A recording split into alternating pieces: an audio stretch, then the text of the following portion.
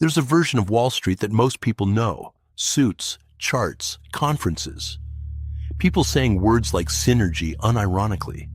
Very professional stuff, very normal behavior, apparently. But there was another version, one that doesn't really get included in corporate brochures. A version where money didn't just change lives, it slowly rewired the entire personality of everyone involved. The strange thing about Wall Street is that it didn't start as a culture. It started as a mechanism, a place where capital moved, risk was priced, and transactions happened. Very boring, very functional. The kind of thing that sounds important at dinner parties, but puts people to sleep by the second sentence. And then, somewhere in the late 1970s, something shifted. The rules changed. Deregulation arrived. New financial instruments appeared that nobody fully understood, including, in some cases, the people selling them, and money started moving in ways it had never moved before. In the 1980s, Wall Street wasn't just a financial system. It was becoming something closer to a behavioral experiment. Nobody officially signed up for it, but everyone participated anyway. A culture, a personality, and a belief system built around one idea. If you can measure it, you can absolutely justify doing way too much of it. At first glance, trading floors looked like organized chaos, but insiders would probably just call it Tuesday. Everything moved fast, phones ringing, deals closing, people yelling numbers that sounded made up but weren't, at least most of the time. And in this environment, a very specific type of person started to rise. Not necessarily the smartest, not necessarily the most stable, but the most comfortable with emotional damage. The Wall Street trader became a new archetype: high energy, high ego, high stress tolerance, and a strong belief that risk is just opportunity wearing a scary mask. What made this archetype interesting wasn't the ambition. Ambition is everywhere. What made it interesting was the specific combination of traits that the environment selected for. You needed someone who could lose a significant amount of money before lunch, and then order a steak. Someone who could absorb information at speed, make decisions with incomplete data, and feel genuinely fine about being wrong, as long as they were right more often than the next person. This is not a personality type that exists in large numbers, but Wall Street found them. And then it paid them extremely well, which, as it turns out, is a very effective way to keep people doing things. Then came the incentives. Bonuses so large they stopped feeling like money and started feeling like a glitch in the system. A single good year could compress a decade of normal income into a few months, which is great, until your brain updates its definition of normal life to include private jets. And once that happens, grocery shopping feels like a personal failure. The interesting thing about extreme compensation is what it does to your reference points. Your brain recalibrates. What used to feel like success starts feeling like baseline, and baseline, by definition, is never enough. You don't feel rich. You feel like you're keeping up. This is not a bug in the system. This is the system working exactly as designed. By the late 80s, Wall Street had stopped behaving like a profession and started behaving like a very expensive group project with no adult supervision. Everything escalated. Money, status, lifestyle, bad decisions.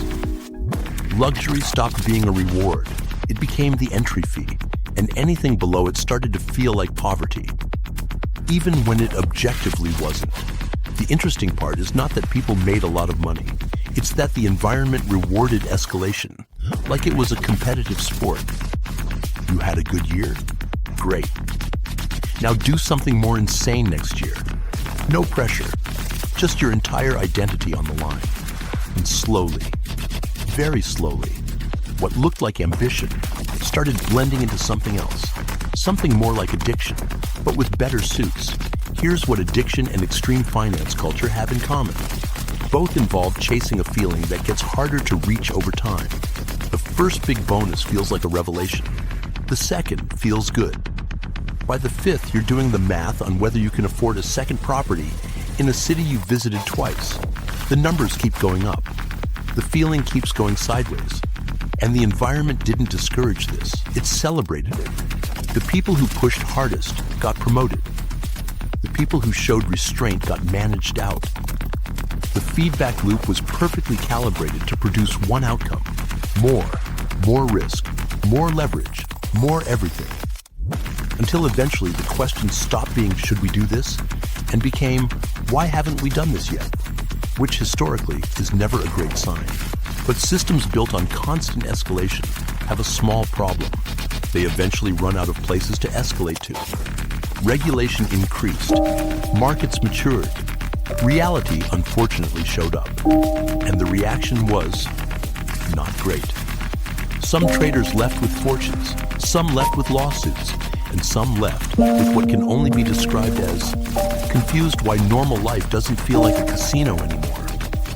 Because when your identity is built around volatility, stability doesn't feel peaceful. It feels like something is missing, like the world is buffering. The psychological aftermath of extreme finance culture is genuinely underreported. You spend years in an environment where the stakes are always high, the feedback is always immediate, and the rewards are always outsized.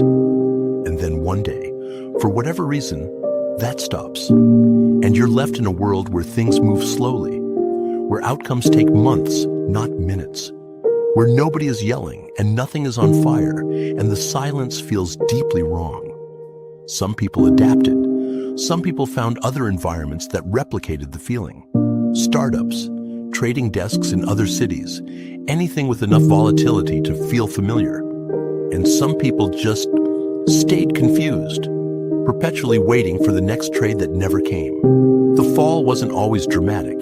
Sometimes it was just Tuesday, but a different kind of Tuesday. The legacy of that era didn't disappear. It just upgraded its interface. It moved from trading floors into culture, into hustle content, into internet finance gurus explaining wealth in 12-second clips, into the idea that money isn't just something you earn, it's something you perform. The aesthetics changed. The suits got casual. The trading floors became apps. The bonuses became passive income streams and seven-figure exits. But the underlying logic stayed exactly the same. Escalation is the goal, restraint is weakness, and your net worth is a direct reflection of your worth as a person. Which is a genuinely strange belief system when you say it out loud, but remarkably effective when you don't. And maybe that's the real story. Not that Wall Street became extreme, but that it quietly discovered how much chaos humans will tolerate, as long as it comes with a bonus attached.